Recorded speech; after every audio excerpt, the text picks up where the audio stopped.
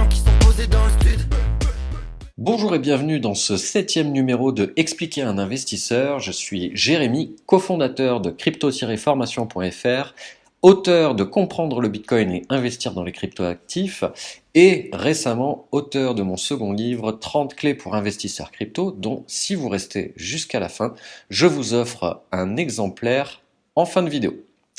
Aujourd'hui, c'est crypto.com dont nous allons parler dans ce nouveau numéro de Expliquer un investisseur. Peut-être que vous connaissiez déjà. Auparavant, l'entreprise se faisait appeler Monaco. Aujourd'hui, c'est crypto.com. Qu'est-ce que c'est? Donc, crypto.com est une société qui permet d'acheter, de vendre, de faire crédit et payer en cryptoactifs directement. Crypto.com utilise notamment des cartes Visa pour ses utilisateurs. On va beaucoup en parler dans cette vidéo de comment est-ce que le fait qu'ils aient réussi à travailler directement avec Visa est un énorme point fort pour eux. La société propose notamment des échanges en échange de l'utilisation de leur carte de paiement, des rétributions, ce qu'on peut appeler un cashback la plupart du temps, pour l'utilisateur à chaque achat avec sa carte. Donc, il y a deux tokens pour cette même société. On va avoir CRO et MCO. Et les deux ont une capitalisation différente, des fonctions différentes, et on en reparlera en fin de vidéo. Quels sont les problèmes qu'a cherché à résoudre Crypto.com? Donc, les cryptoactifs ne sont pas encore assez ancrés dans le paysage économique réel mondial. Je m'explique. Aujourd'hui, les cryptoactifs, c'est encore quelque chose qui est beaucoup utilisé dans la spéculation, mais assez peu de personnes utilisent les cryptoactifs, que ce soit Bitcoin ou autre, que ce soit vraiment le roi Bitcoin ou d'autres crypto-monnaies. Les gens vont pas oser utiliser leurs cryptos parce qu'ils se disent que il ferait mieux de les garder ou il ferait mieux de les trader ou quoi que ce soit. Mais fondamentalement, aller dépenser leur crypto-monnaie aujourd'hui, c'est encore quelque chose qui est assez rare. C'est tout à fait possible. Il y a beaucoup de magasins ou alors d'entreprises qui vont proposer des services et où il est possible de payer en Bitcoin, notamment. Mais l'écrasante majorité des détenteurs de Bitcoin et de cryptoactifs soit les gardent pour rester sur de l'investissement, soit spéculent avec. Donc pour l'instant, on n'a pas un véritable intérêt d'utiliser ces cryptos dans la vraie vie. Je dis bien pour l'instant. Et autre problème, c'est l'utilisation des cryptos vue comme complexe par le consommateur lambda, c'est-à-dire que si vous êtes intéressé par les cryptoactifs depuis un moment, si vous en avez déjà en votre possession, vous savez qu'il y a quelques automatismes à avoir avant de savoir comment gérer ces cryptos, comment les conserver en sécurité surtout, et ce que vous allez en faire plus tard, tout ça, c'est des petits automatismes sur lesquels il faut travailler au départ, ça demande un petit peu d'investissement personnel. Donc, le consommateur lambda, comme je l'appelle, pour lui, ça va pas être évident de se dire je vais utiliser du Bitcoin, ça lui semble complexe. Donc, quelle solution apporte Crypto.com? C'est rendre cette utilisation simple et attractive des cryptoactifs. Le consommateur lambda dont on parlait, si on lui montre que c'est simple comme une carte bancaire, pourquoi est-ce qu'il continuerait à être réticent? Ce serait tellement simple pour lui s'il pouvait se dire qu'il pouvait avoir du Bitcoin, qu'il pouvait en conserver, qu'il pouvait même toucher des commissions s'il utilisait ce moyen de paiement. Et donc, il y a aussi des crédits simplifiés pour les consommateurs, mais ce que je veux dire par là, c'est que crypto.com, grâce à leur entreprise, vous permettent aussi d'avoir des crédits simplifiés pour les consommateurs. Donc, ça porte très bien son nom, c'est des crédits à la consommation. Et crypto-formation.fr vous déconseille malgré tout ce service que vous propose cette société. Décidément, j'arrive pas à parler aujourd'hui, excusez-moi. Un des intérêts particuliers, ça va être les intérêts financiers qu'on pourrait assimiler à du dividende pour faire très très simple, pour simplifier les choses, essayer de voir ça comme du dividende pour des actions classiques. Euh, Crypto.com propose différentes façons. Alors, le cashback dont on parlait tout à l'heure, il y a, c'est entre 3 et 4%, et il faut là-dessus donner 1,2 à 2%. Cela va dépendre de frais de transaction auprès de crypto.com. Mais malgré tout, ça reste toujours intéressant.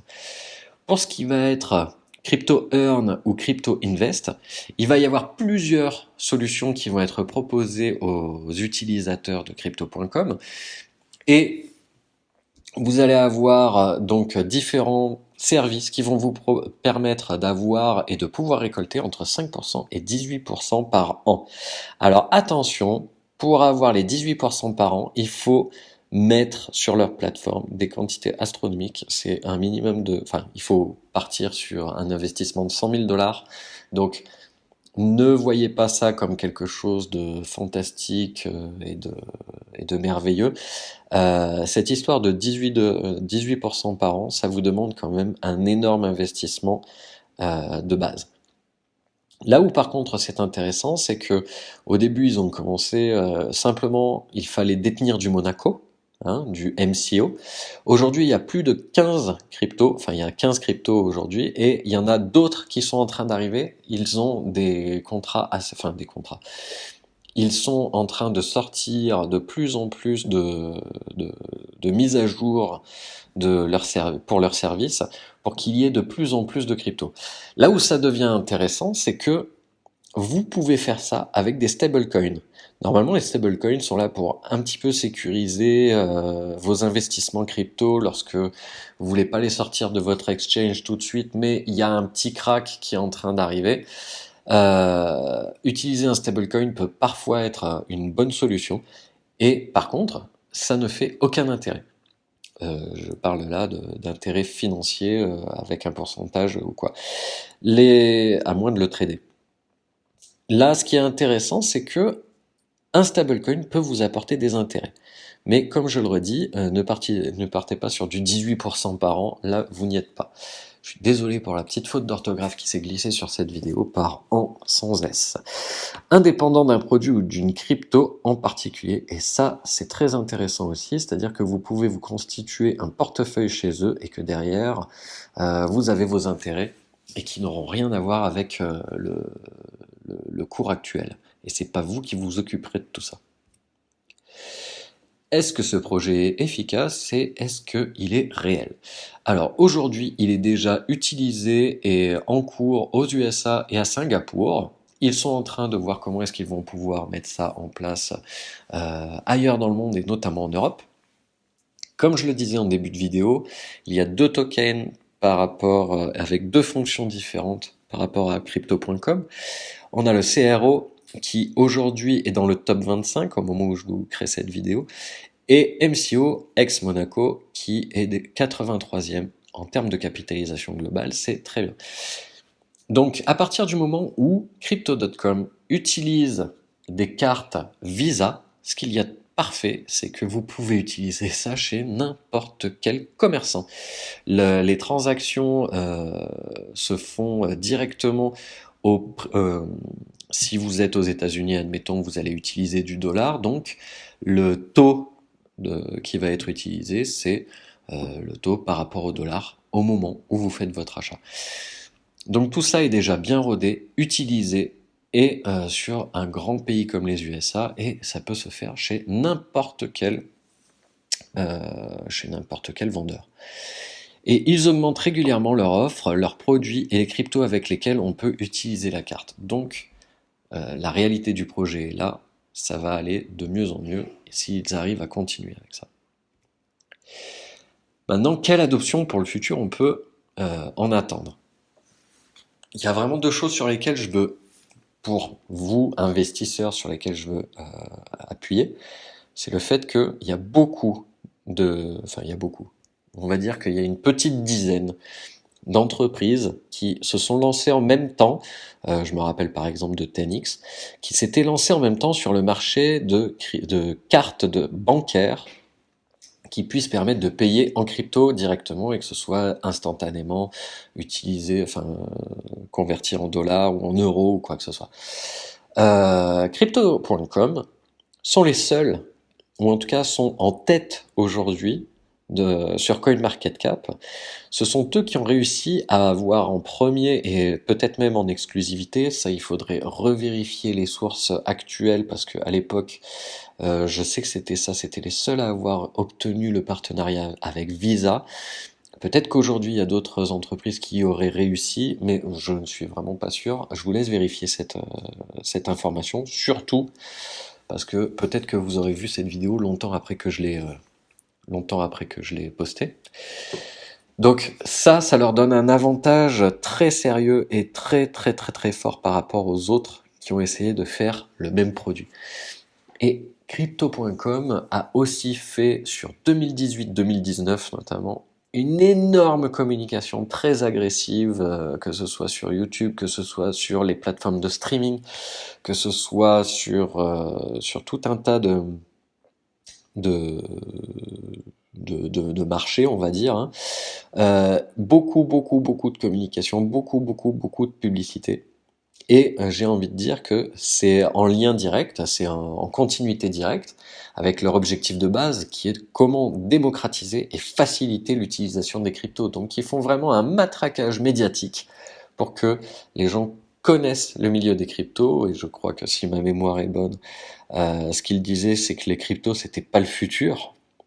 Chose que tout le monde dit tout le temps, que les crypto-monnaies, la blockchain et tout va être le futur. Eux, dans leur communication, ils disaient non, les cryptos, c'est pas le futur, les cryptos, c'est le présent. Et donc, ils ont déjà coiffé bon nombre de concurrents au poteau, ça je l'ai dit. Et par contre, une fois n'est pas coutume d'en expliquer à un investisseur, je trouve qu'il y a quand même un petit aspect sur lequel il faut se méfier sur du long terme, c'est est-ce que les cartes de crédit sont véritablement le futur du paiement? Aujourd'hui, c'est très bien, on utilise beaucoup le paiement, que ce soit avec le sans contact, des choses comme ça, très bien. Mais est-ce que les cartes de crédit, sur lesquelles quand même enfin ils ont beaucoup misé à la base, hein, c'était ça leur leitmotiv, de pouvoir travailler avec Visa, pouvoir proposer des cartes de crédit, pouvoir proposer d'autres types de services ensuite. Est-ce que c'est vraiment le futur et est-ce que c'est vraiment la pensée crypto? Voilà, ce nouveau numéro de Expliquer à un investisseur est maintenant terminé.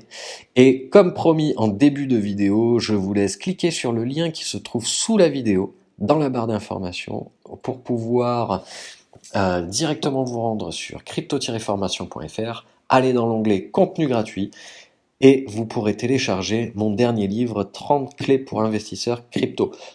Je vous dis à très bientôt, ciao!